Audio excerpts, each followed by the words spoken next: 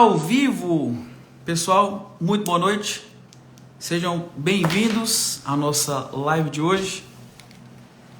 Essa quinta-feira nós vamos falar sobre o ego e a religiosidade.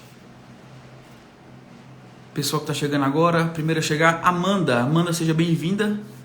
Vanessa, bem-vinda. Fabiane, seja bem-vinda. Jussiene, seja bem-vinda. Vocês que estão chegando agora, sejam todos muito bem-vindos. Nós vamos dar início à nossa live de hoje, dessa quinta-feira. Essa quinta-feira maravilhosa. Débora, seja bem-vinda. Vou deixar o tema aqui já. Vitória, bem-vinda, Vi. O tema da live de hoje eu vou deixar aqui fixo. Camila, seja bem-vinda. O ego e a religiosidade. Pronto, o tema está aqui, gente, no comentário fixado, ok?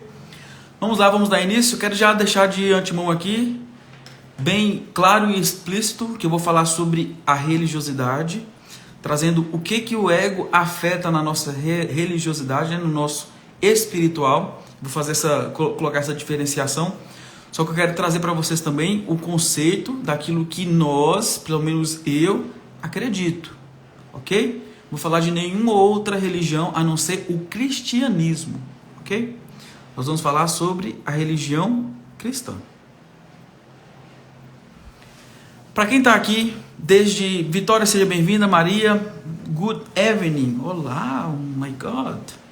Good evening, ok. Good night. Qual que é a diferença de good evening e de good night, Vi? Conta pra gente. Pessoal, vou mandar agora, né, fazer o pedido para vocês mandarem essa live para as pessoas, para os seus contatos, para os seus amigos. Para quem tiver aí online, você vai mandar essa live aqui para as pessoas assistirem junto de você.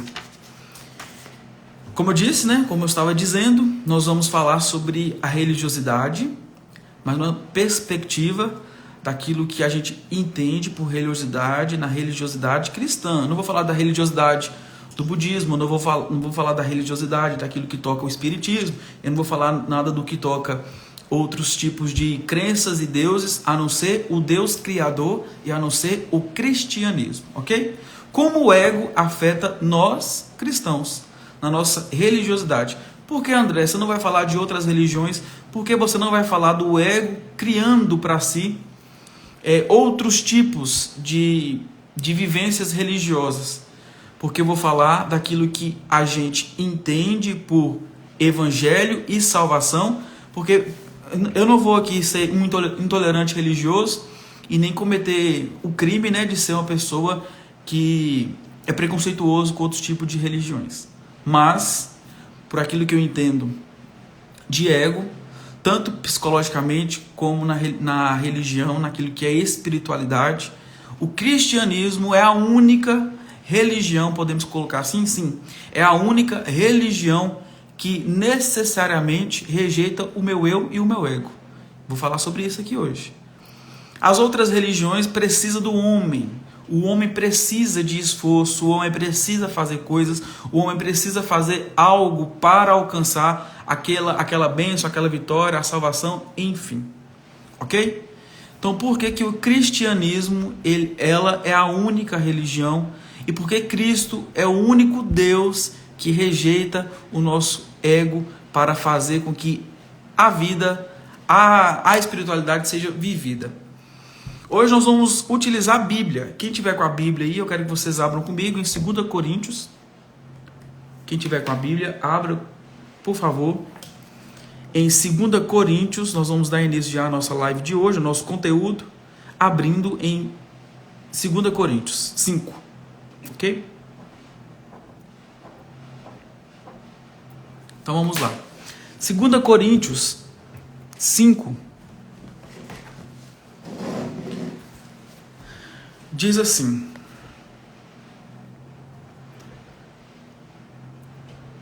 a partir do 14, 2 Coríntios 5, a partir do 14. Vamos lá, todo mundo? Eu vou ler aqui, 2 Coríntios 5, a partir do 14. Diz assim: de qualquer forma, o amor de Cristo nos impele impulsiona, porque cremos que ele morreu por todos, também cremos que todos morreram, ok? Primeiro ponto de tudo, nós estamos aqui lendo 2 Coríntios. Esse capítulo vai tratar sobre Jesus sendo o embaixador do reino aqui sobre essa terra, e nós como embaixadores do reino de Cristo, do reino dos céus, do reino de Deus, do reino celestial. E neste momento aqui, o apóstolo Paulo está escrevendo em 2 Coríntios, a carta para os Coríntios, que de qualquer forma nós precisamos entender que o amor de Cristo é que nos impulsiona, porque cremos que ele morreu por todos, também cremos que todos morreram. Quem acompanha a live aqui desde a semana, não sei se passada ou retrasada, acho que é retrasada, a nossa crescente e evolução de pensamento, e nós seguindo essa linha de raciocínio, que todo mundo que me acompanha desde a primeira live sabe que nós estamos crescendo numa linha de raciocínio igual, da mesma forma, seguindo o mesmo pensamento. O que nós estamos fazendo aqui juntos? Nós estamos crescendo para o entendimento daquilo que é o ego e de como ele afeta a nossa vida. O ego é aquilo que a gente carrega na vida de uma forma inerente. O ego é uma substância que faz parte da minha carne. O ego é uma substância que faz parte da minha existência. Ou seja, eu não tenho poder de fazer com que o meu ego seja mandado embora. Eu não tenho como. O ego sempre vai existir. Então o que eu faço? Eu preciso que ele morra às forças. Eu preciso fazer com que ele cale a boca. E neste momento aqui, em 2 Coríntios, nós estamos tendo a amplitude da visão e entender que se Cristo, morreu por todos, também cremos que todos morreram. Nesse sentido, nós precisamos entender que nós não precisamos morrer, nós não precisamos de entregar, sacrificar a nossa vida, porque o que embasa e que dá fundamento para o cristianismo, para o evangelho, é dessa religião que nós estamos falando aqui hoje, nós vamos falar apenas dela. O que dá base para o evangelho é o entendimento de que um só sacrifício, e não é do povo, não é de quem recebe, não é dos fiéis, um só sacrifício é necessário para que essa religião, ou a vivência dessa espiritualidade, porque tem diferença, religião é aquilo que é preceito, é aquilo que é carregado de dogmas, é aquilo que a gente precisa fazer para. A espiritualidade é a conexão que a religião tenta fazer, porque para algumas pessoas dá certo, mas para outras não. É a religação que a religião tenta fazer com as pessoas, para as pessoas com Deus. Então, neste momento, nós entendemos que o evangelho, o cristianismo, é a única religião, é a única instituição, o único estabelecimento, o único corpo que, para fazermos parte, nós não precisamos nos sacrificar, não necessita dos nossos esforços, não necessita daquilo que a gente faz. Ok? Continuando. Para quem está chegando agora, eu estou em 2 Coríntios 5, 14. Hoje a live tem uma conotação mais religiosa, porque esse é o tema. Nós estamos falando como o ego afeta a nossa vivência religiosa e, consequentemente, a nossa espiritualidade. 2 Coríntios 5, 15 diz assim: Ele morreu por todos, para que os que recebem sua nova vida não vivam mais para si mesmos.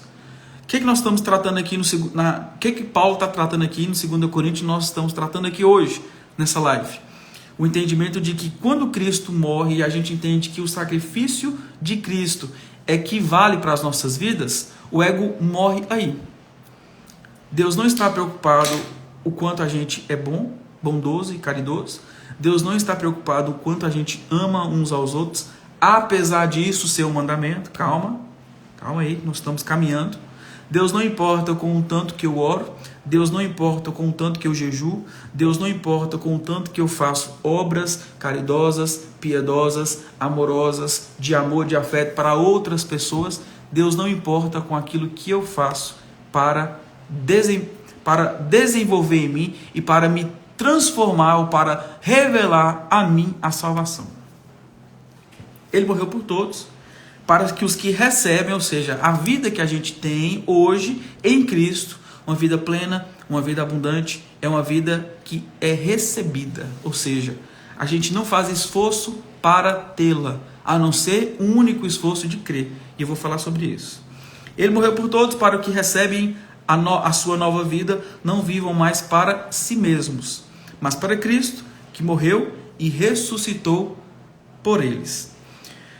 Segunda ou terceira live do início dessas sequências de live que a gente está fazendo aqui toda noite, de segunda a sexta, toda noite, nós falamos sobre crenças limitantes.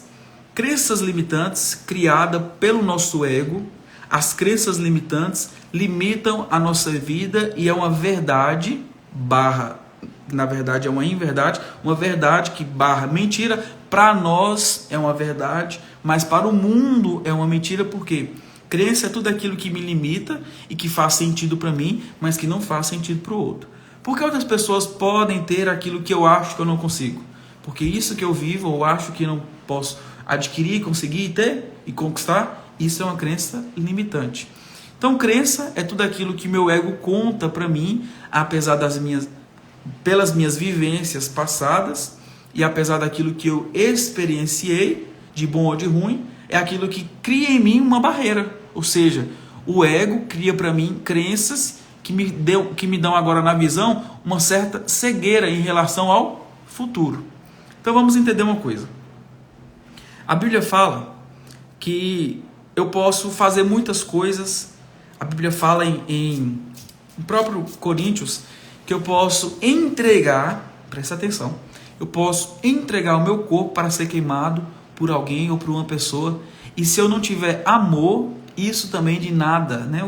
O entregar o meu corpo para ser queimado em favor, no lugar de outra pessoa, se eu não tiver amor, isso nada valia, isso não tem nada de valor. O que a gente entende com isso? Primeiro ponto de tudo, as nossas obras aparentemente boas, aparentemente justas, aparentemente santas, dentro do coração de Deus, ou seja, daquilo que Ele recebe por Ele conhecer todas as nossas intenções, Ele saber exatamente quem nós somos, conhece tudo aquilo que diz respeito a nós, conhece todos os fios dos nossos cabelos, o íntimo do nosso ser, as nossas células, o nosso sangue, os nossos órgãos. Deus conhece tudo. Então, se eu fizer algo aparentemente bom, se eu não tiver amor, isso nada vale. Primeiro ponto de tudo, nós precisamos entender aquilo que Deus realmente deseja de nós. A nossa intenção ao fazer algo. Não aquilo que nos motiva, mas aquilo que intencionalmente a gente faz. Nesse mesmo capítulo vai dizer assim: agora permaneçam a fé, a esperança e o amor. Só que o maior de todos é o amor. E eu vou dizer sobre isso aqui para a gente entender como que o ego cria para as nossas vidas crenças limitantes. Desses três, permaneçam agora a fé, a esperança e o amor. Desses três, o maior é o amor. Percebam que fé são três coisas lançadas no tempo para a gente: fé, esperança e amor. Estou anotando aqui para fazer um esquema. Eu gosto de escrever as coisas para vocês verem.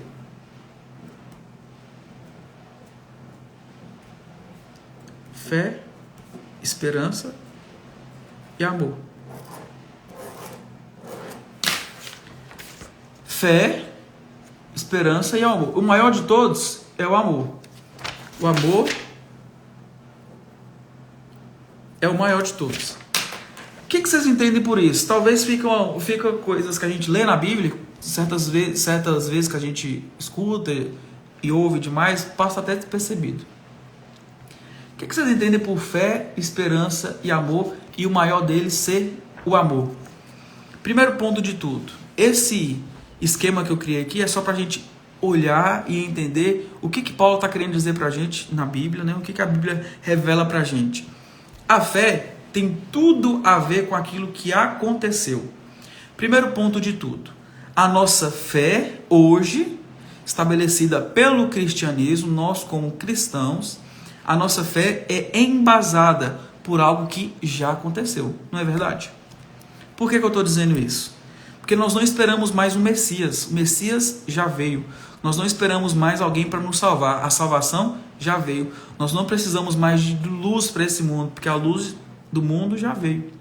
Está em João. O julgamento é esse. João fala que o julgamento é esse. Em palavras de Jesus. Que a luz veio para o mundo, mas os seus o rejeitaram. E a condenação é essa. A luz veio, mas todo aquele que não crê já está condenado. Ou seja, já é condenado. Então nós não precisamos mais de um Salvador. Nós não esperamos o Messias. O Messias já veio. O Messias já morreu. O sacrifício único que era necessário para todos, agora foi altamente aceito por Deus como único, porque foi totalmente perfeito. O sacrifício de Jesus foi total perfeito.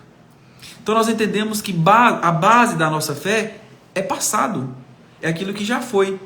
Então nós entendemos que para eu ter fé, eu preciso entender daquilo que foi feito e revelar como se já fosse hoje, agora.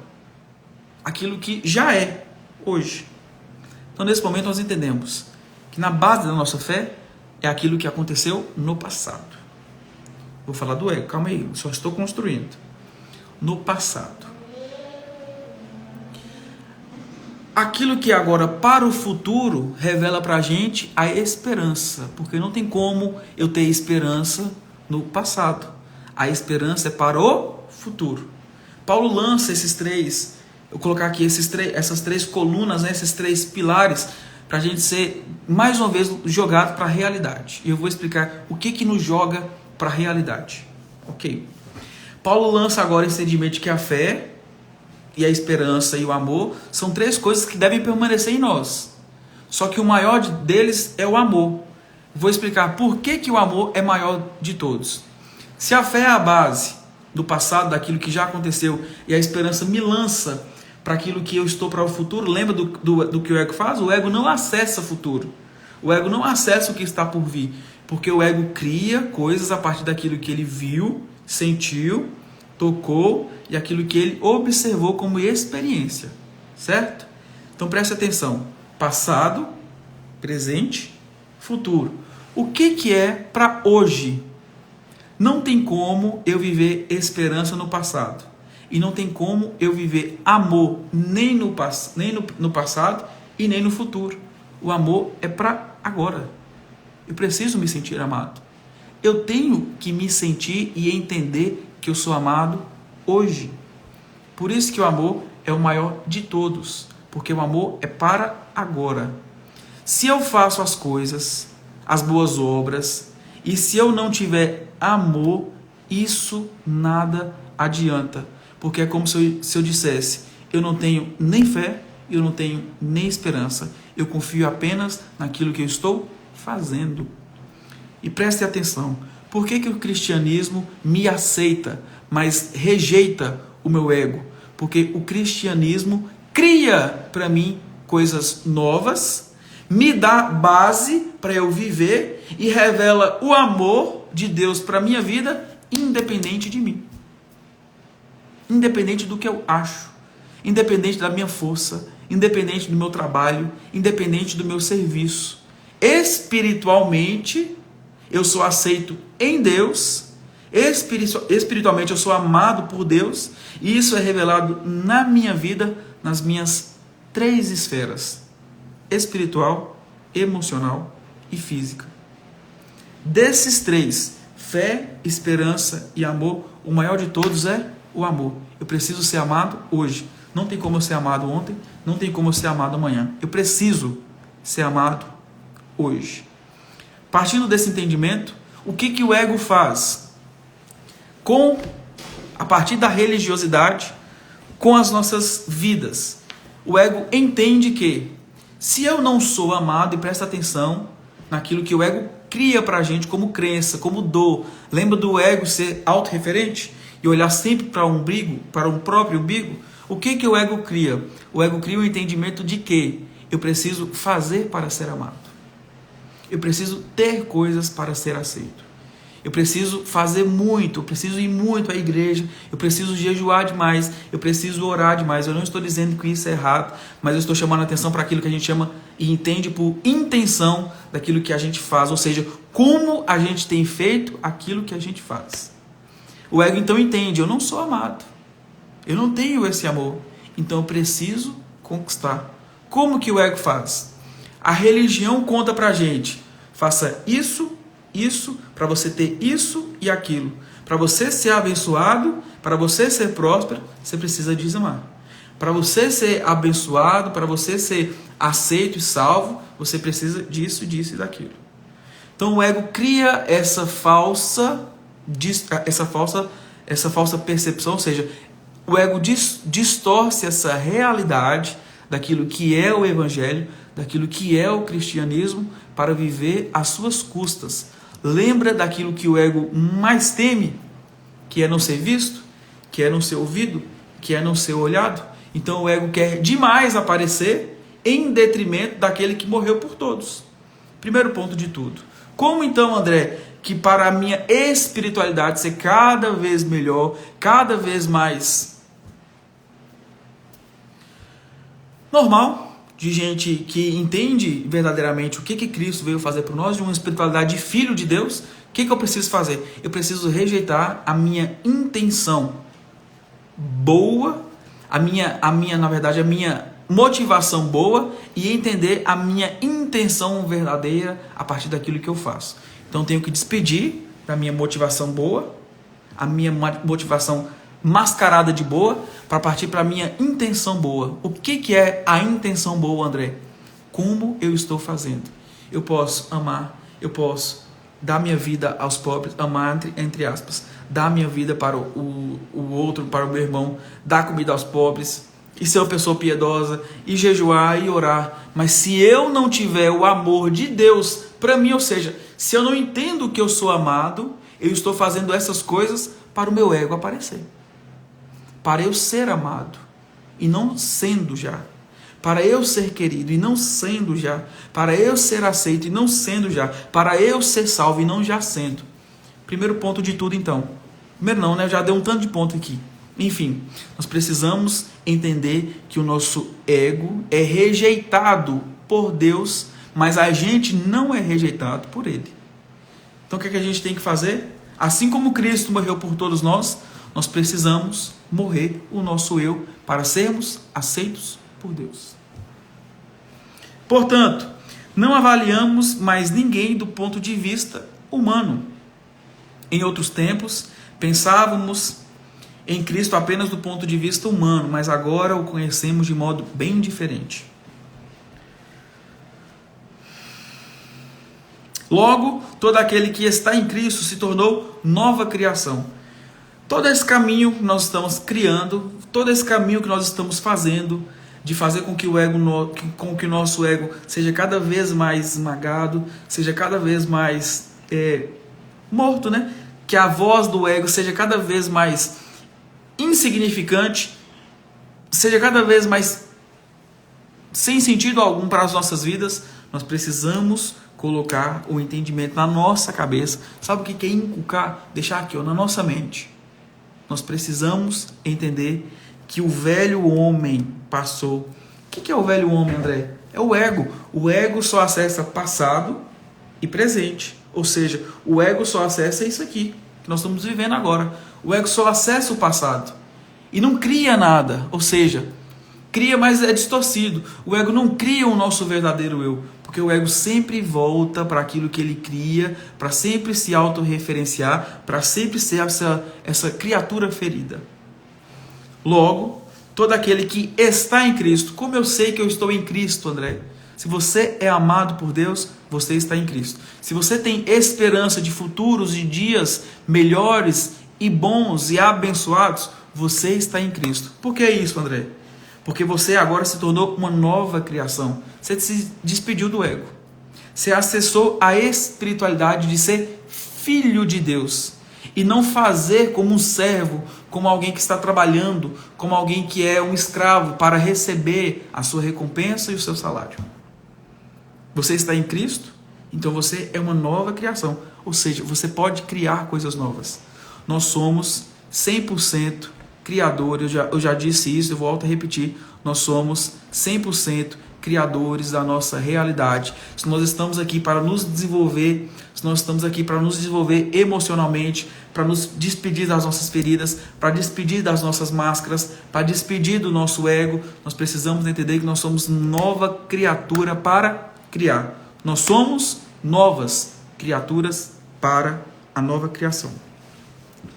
A velha vida acabou e uma nova vida teve início. Em Cristo, tudo aquilo que a gente fazia de bom ou de ruim não vale mais. Como é que é isso, André? Você não tem em Deus um crédito porque você fez coisas boas, você amou demais, você foi caridoso, você não tem crédito algum perante Deus. O que é isso? Nós temos então em Deus agora, como nova criatura, entendendo quem é Jesus, a possibilidade de sermos pessoas melhores. Mas isso não é em nós um mérito, porque é Cristo que faz em nós, através do Espírito Santo. O ego para o Evangelho, o ego para o cristianismo é rejeitado, mas Deus não te rejeita, ok? Você não tem mérito algum para ser salvo. Você não tem mérito nenhum para ser abençoado. Você já é a bênção. Você já é salvo. Amém? E tudo isso vem de Deus, aquele que nos trouxe de volta para si por meio de Cristo e nos encarregou de reconciliar outros com Ele. Então presta atenção. Deus e Cristo reconcilia a gente. Eu amo isso. Deus reconcilia a gente neles. Olha que loucura. E tudo isso vem de Deus, que nos trouxe de volta para si em Cristo. Deus nos trouxe de volta para si em Cristo. Ou seja, Deus não importa com as nossas obras. Calma, André. Calma que agora eu estou falando aqui no sentido de Deus não importa com aquilo que a gente faz. Deus não importa com as nossas boas obras, com as nossas boas atitudes. Porque isso não garante para a gente salvação e vida. A vida Ele nos deu antes mesmo da gente pensar em fazer alguma coisa e retribuir. Presta atenção. Então Ele nos trouxe de volta para si e nos encarregou de reconciliar outros com Ele. O que é isso? Deus está em paz com você. Deus já fez as pazes. Deus não está emburrado. Deus não está brigando com você. Deus está em paz. Deus já fez as pazes com você. E agora nós precisamos fazer as pazes com Ele. Como é que é isso? Nós precisamos entender que Deus não está nos cobrando absolutamente nada. Porque amor implica não cobrar. Quem ama não cobra. Deus nos ama, por isso Ele não nos cobra. Se nos cobrasse, Ele não tinha feito Jesus morrer em nosso lugar, pagar os nossos pecados, pagar por nossos erros. Jesus que nunca tinha feito nada de errado. Pois em Cristo, Deus estava reconciliando consigo, presta atenção, pois em Cristo, Deus estava reconciliando consigo, ou seja, Deus estava fazendo as pazes com Cristo, fazendo as pazes, Cristo representando o mundo, Deus estava fazendo as pazes conosco em Cristo, estava reconciliando consigo o mundo, não levando mais em conta os pecados das pessoas, e Ele nos deu esta mensagem maravilhosa de reconciliação. Eu sou reconciliado. Por isso eu estou falando aqui hoje para você sobre a reconciliação. O que é a reconciliação? Deus não está emburrado, Deus não está me ferindo, Deus não está me maltratando, Deus não está me castigando, Deus me ama, Deus me deu Jesus, a fé, Deus me ama hoje e me dá um futuro de esperança. Desses três, a fé, esperança e amor, permaneça o amor. Permaneça esses três. Mas o maior deles é o amor. Que fique em nós o amor. Deus então me ama e nos deu esta mensagem maravilhosa de reconciliação. Ou seja, Deus está falando assim: você está achando que eu estou brigado com você, mas eu não estou. Você está achando que eu estou de mal com você, mas eu não estou. Porque eu já fiz as pazes sem você precisar me pedir as pazes. Agora, portanto, somos embaixadores de Cristo. Deus faz seu apelo por nosso intermédio. falamos em nome de Cristo quando dizemos: reconcilie-se com Deus. E agora eu falo aqui, como ministro de Deus, como ministro de Cristo, eu falo para você que está me assistindo aqui agora: reconcilie-se com Deus. Reconcilie-se com Deus. Deus não está brigado com você, meu irmão. Deus está em paz com você. Faça as pazes com Deus. Aceite o amor dele para a sua vida. E pare de achar egoicamente que você pode fazer alguma coisa para ser aceito, porque você foi aceito apenas em Cristo. Nós somos aceitos apenas em Cristo. E nós somos aceitos em Cristo, e isso implica rejeitar tudo aquilo que o ego cria. Nós somos novas criaturas em Deus. Nós somos novas criaturas em Cristo. Para que esse ego serve? O ego, agora eu vou falar uma coisa, muito obrigado por essa pergunta, que eu ia entrar nesse tema agora. O ego espiritualmente, nunca falei disso aqui, em todas as nossas lives eu nunca falei isso. Eu falei apenas do ego na perspectiva da psique, né? Na perspectiva psicológica, na perspectiva daquilo que a gente entende por pensamentos, linguagem, tudo. Primeiro ponto de tudo, espiritualmente o nosso ego é a nossa carne. Quando a Bíblia fala sobre carne, pode falar daquilo que é do seu ego, daquilo que você cria para si, as mentiras que a gente conta para a gente mesmo. O ego, então, é aquilo que é o falso, aquilo que é o velho, aquilo que é a deturpação de quem eu sou. Ou seja, de onde a gente herda o ego? O ego vem de Adão. De onde a gente cria, quem criou, para onde começou esse ego? O ego começou na queda de Adão. Por isso que faz parte de nós. Do pó viemos, ao pó voltaremos. Faz parte, é uma condição. Nós somos humanos, nós entendemos que o ego faz parte de quem nós somos.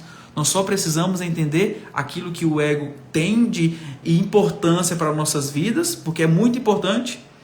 Para muitas pessoas, as pessoas vivem eternamente, né? Vivem a vida inteira, egoicamente, olhando para si, para suas dores, para suas lamúrias, para o blá blá blá da vida, né? Para o mimimi da vida. As pessoas vivem assim. Então hoje nós temos consciência. O que é o ego? O ego é a nossa criação, aquilo que a gente quer criar, a nossa percepção distorcida da realidade, principalmente de quem é Deus, dos nossos relacionamentos, a distorção dos nossos pais, a distorção dos nossos relacionamentos e a nossa distorção da nossa autoimagem.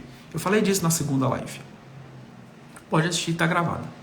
Então o ego é o meu falso eu, que eu carrego comigo, que só vai embora quando eu partir daqui. Agora, portanto, somos embaixadores de Cristo. Deus faz seu apelo por nosso intermédio. Falamos em nome de Cristo quando dizemos: reconciliem-se com Deus. Pois Deus fez de Cristo aquele que nunca pecou. Presta atenção. A oferta por nosso pecado, para que por meio dele fôssemos declarados justos diante de Deus. Vou repetir o 21. Pois Deus fez de Cristo aquele que nunca pecou. Agora preste atenção. A Bíblia aqui está dizendo que a gente é feito justo sem uma obra justa. Olha que interessante. A Bíblia fala que nós somos feitos justos sem uma obra justa. Quem é justo? Cristo. Quem fez a obra? Cristo. Quem é justo? Cristo. Quem nos justifica? Cristo. Então como que eu sou justo? Quando eu creio que Cristo é justificador e o único justo. Né? Dá um... Então vamos lá. Deus fez de Cristo aquele que nunca pecou. Porque para a gente, vamos pensar assim, o que é justo? O que é justo? Se a gente pensar no ao pé da letra, né? Justo, e do senso comum, aquilo que carrega, né, o entendimento da humanidade acerca de justiça. Justo é aquele que faz alguma coisa errada e paga. Injusto é aquele que não fez alguma coisa errada e paga como se tivesse feito, né?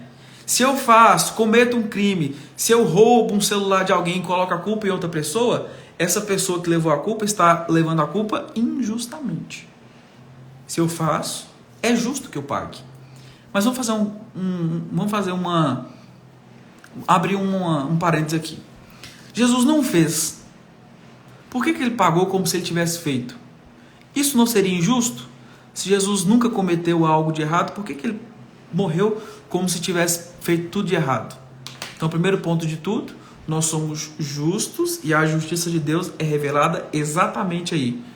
Se não é justo pagar por um erro que não cometeu, por que Jesus morreu, sendo que nunca tinha feito nada de errado? Essa é a justiça de Deus. A justiça que rejeita o meu ego e o meu senso do que é justo. Ou seja, o ego não é aquele que julga através das experiências. Não vou falar das crenças aqui não. Mas o ego não é aquele que julga através das experiências. Então, a justiça de Deus rejeita o meu julgamento. A justiça de Deus rejeita a minha vontade de ser bom. A justiça de Deus rejeita aquilo que eu penso por ser justo. A justiça de Deus é eu ser justificado em Cristo, Ele levou toda a minha condenação para eu ser declarado justo, porque eu era condenado, para eu ser declarado justo apenas por crer que Ele levou a minha condenação. Pois Deus fez de Cristo, aquele que nunca pecou, oferta por nosso pecado, para que por meio dele fôssemos declarados justos diante de Deus. Como nós somos declarados justos diante de Deus? Como que nós somos declarados justos diante de Deus? Nós somos declarados justos diante de Deus porque nós cremos na justiça feita por Cristo. E isso, para uma pessoa orgulhosa, para uma pessoa que rejeita Cristo, é aquele que acha que pode fazer alguma coisa diante de Deus para fazer com que o sacrifício de Jesus seja desmerecido. E isso é muito sério. Isso é muito sério.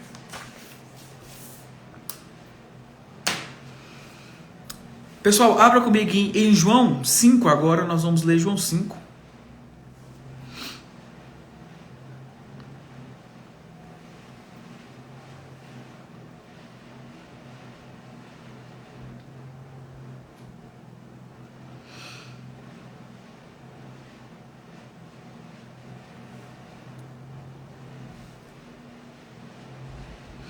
João 5,19.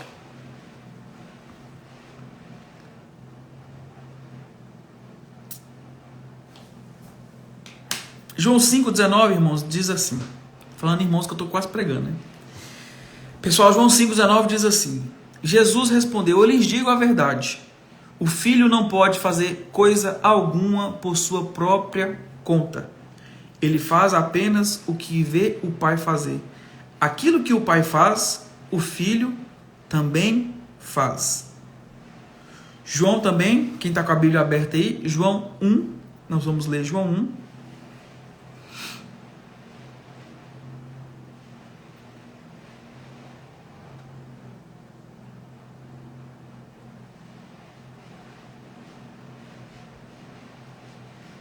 João 1,17, nós estamos agora falando sobre o caráter de Cristo. João 1,17 vai dizer, pois a lei foi dada por Moisés, mas a graça e a verdade vieram por meio de Jesus Cristo. O Filho, o próprio Jesus, o Filho com F maiúsculo, o próprio Cristo, ele revela aquilo que o Pai manda ele fazer. E a Bíblia fala que aquele que faz a vontade de Deus é que se torna amigo de Deus. Quem é amigo de Cristo é aquele que faz a vontade de Deus. E a Bíblia vai dizer que a vontade de Deus é que todos sejam salvos. A vontade do Pai é que todos nós sejamos salvos. Só que para o cristianismo, para o evangelho, ninguém conseguiria ser salvo por aquilo que fazia de bom. Ou seja, a minha obra nunca me justificou, apesar do mandamento ser justo. Faça isso, faça aquilo, mas a minha obra nunca me justificou. O entendimento é de que a vontade de Deus, revelada em Cristo, é sempre essa. O Cristo, o Filho de Deus, morrer em nosso lugar, para a gente ter acesso e direito a essa herança e essa paternidade celestial apenas por aquilo que a gente crê, por aquilo que a gente dá ouvidos. E neste momento aqui, no versículo 1 de João, capítulo 1, versículo 17 de João, diz assim, que a lei foi dada por meio de Moisés, mas a graça, que é a graça? É isso que eu estou pregando aqui hoje para vocês. Essa reconciliação diante de Deus. Essa devolutiva de tudo aquilo que Deus nos deu, que nos entregou. Então, a graça e a verdade não vão se dissociar. A verdade de Deus absoluta, que nós não e nunca mais vamos relativizar, a verdade de Deus é a graça dele. É um presente. Eu sou salvo por graça. Eu sou salvo porque Deus me deu. Eu sou salvo porque Deus me ama. Eu sou salvo porque Deus me transbordou isso. A graça e a verdade vieram, não foi dada, vieram por meio de Jesus Cristo, que revela o amor do Pai. Ninguém jamais viu a Deus, mas o Filho único, que mantém comunhão íntima com o Pai, o revelou. Único. Mas agora eu vou revelar para vocês quem é Jesus. Jesus era único, mas Jesus se torna agora único, primogênito de uma família. João 3:16, o versículo conhecidíssimo, vai dizer assim: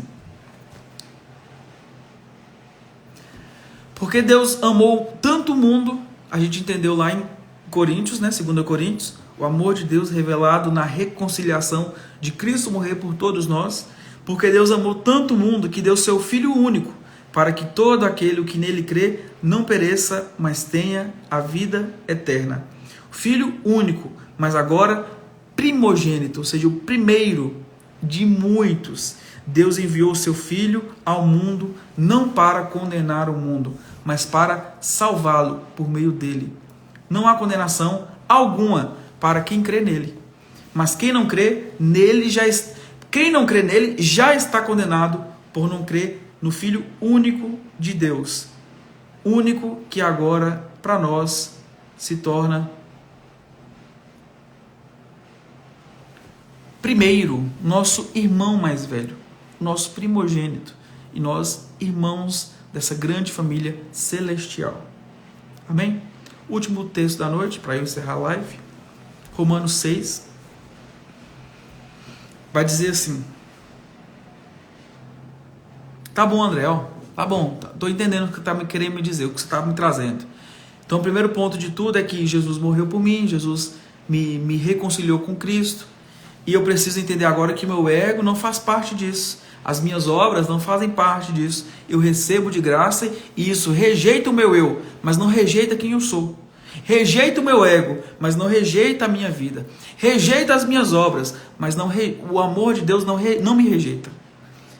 Então tá, então eu entendi isso, mas como é que eu faço agora? Esse amor de Deus faz com que eu viva uma vida ainda distante de Deus e pecaminosa? Não.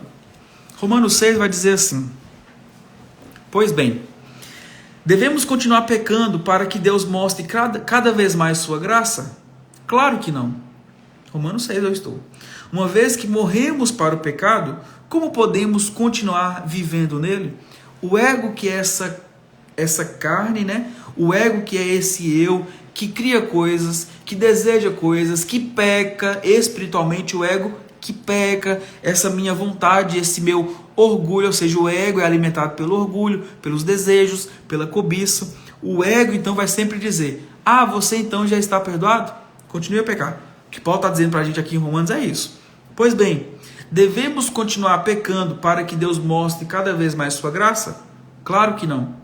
Uma vez que morremos, então o ego nosso precisa morrer. O ego nosso precisa acabar. Como, André? Cada vez que eu crio coisas novas e digo quem eu realmente sou. O ego vai tentar dizer para você que você não é amado. O ego vai tentar dizer para você que você não é aceito por Deus. O ego vai tentar dizer que você não é uma pessoa diante de Deus aceita, amada, querida. Uma vez que morremos para o pecado, como podemos continuar vivendo nele? Ou acaso se esqueceram de que, quando fomos unidos a Cristo Jesus no batismo, nos unimos a Ele em sua morte? Pois, pelo batismo, morremos e fomos sepultados com Cristo. E assim como Ele foi ressuscitado dos mortos pelo poder glorioso do Pai, agora nós também podemos viver uma vida nova. O ego faz com que a religião construa para a gente algo ilusório, a partir daquilo que a gente faz, a partir daquilo que a gente cria, de achar que em Deus nós temos algum crédito, nós temos nenhum. Nós precisamos fazer com que o ego cale a boca para a gente viver a espiritualidade de sermos filhos de Deus, entendendo que quem cria tudo e quem faz tudo é o próprio Deus. Nós precisamos apenas concordar com essa criação e ter esperança perfeita no nosso futuro, uma esperança plena. Nós precisamos ser prisioneiros dessa esperança maravilhosa revelada em Cristo para nós. Como que o ego faz com que a gente religiosamente deixemos de acessar aquilo que o cristianismo, aquilo que o evangelho tem nos entregado e nos promete? Quando o ego quer fazer alguma coisa além de Cristo. Quando o ego quer fazer alguma coisa além da obra de Cristo. Nós precisamos confiar na obra perfeita de Cristo para as nossas vidas. Assim o ego morre espiritualmente também. Vai embora? Não, entenda. Assim o ego vai cada vez mais sendo subjugado por nós. Sendo agora dominado por nós. Nós precisamos dominar o nosso ego para que ele não nos domine. Ok? Perguntas?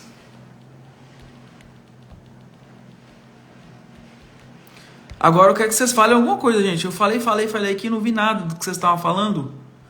Então eu quero que vocês conversem comigo.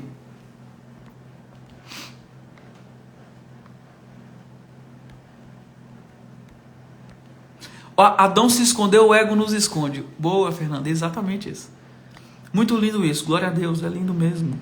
João 3,16. Converse comigo, amém, perfeito, é o meu tema. Eu também amo falar sobre isso.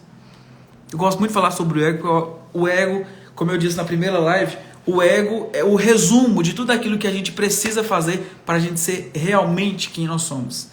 Então, se a gente domina o nosso ego, a gente acessa a nossa verdadeira identidade. Se a gente domina o nosso ego, a gente acaba com a nossa carência afetiva. Se a gente domina o nosso ego, a gente vence as nossas crenças limitantes. Se a gente domina o nosso ego, a gente vence as nossas feridas emocionais. Se a gente domina o nosso ego, a gente vence o desânimo. Se a gente domina o nosso ego, a gente espiritualmente acessa quem nós somos. Se a gente domina o nosso ego, quem a gente é e se torna quem a gente realmente nasceu para ser.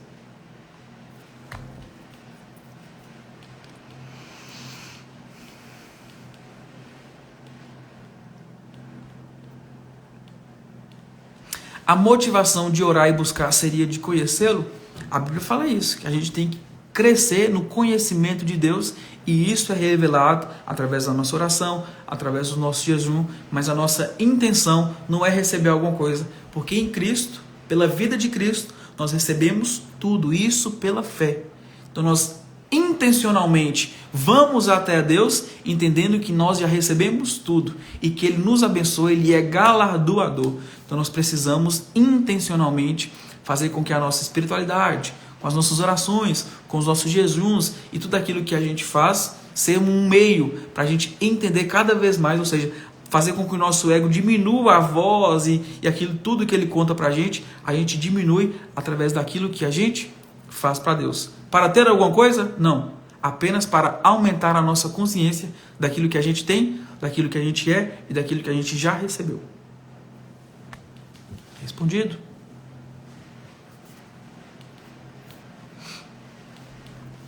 Isso é libertador, sim.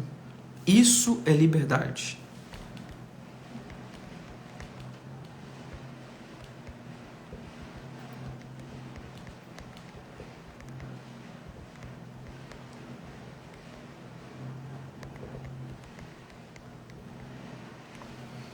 Versículo para vocês, irmão. Conhecereis a verdade e a verdade vos libertará. Perfeito isso, pois o pecado nos afasta de sentir digno. Exatamente. E Deus te fez digno. Leia, pergunta de Leia, né? O comentário de Leia. Deus te fez digno. Deus nos tornou, né? Deus nos reconciliou. Nós éramos ainda inimigos. Ou seja, não é que Deus quer que você continue pecando. Entenda o que eu vou dizer. Mas Deus reconciliou você com Cristo. Cristo reconciliou você com Deus. Você é ainda inimiga, pecadora. Então entenda. O único poder que você tem para vencer pecado, para vencer o ego, é entender quem você é. Ouvir que você é amada, ouvir que você é perdoada, vai fazer com que você cada vez mais se limpe disso e faça com que o seu ego seja cada vez mais dominado. O ego cria pra gente esse sentimento de indignidade, esse sentimento de ser preterido por Deus, de ser afastado de Deus, exatamente por isso. Porque ele ama criar coisas, ama contar pra gente mentira. Então, nesse momento, o pecado sim nos afasta. Então, entenda, Deus morreu, Jesus morreu em nosso lugar e levou o nosso pecado. Pagou pelo nosso pecado. Você já é livre para pecar? Não. Para ser quem você realmente é.